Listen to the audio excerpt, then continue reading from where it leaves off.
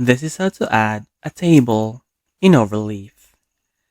Go to Overleaf and from your project dashboard, you can create a new project or you can select an existing project you want to add a table on.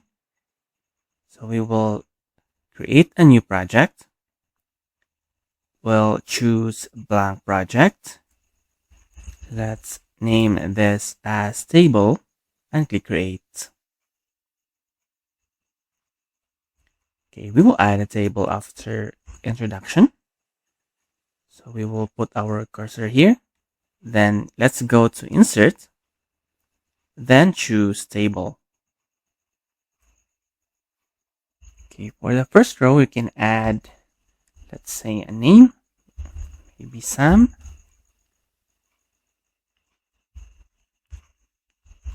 Jane and Rose.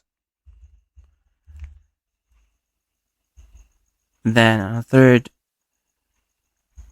column, let's say apple, orange, banana. And if you want to add another row, okay, we'll use this row right here. Let's say sun, moon, and cloud. And let's recompile to see the results. And there you have it. And if you see a big gap above your table, just use H.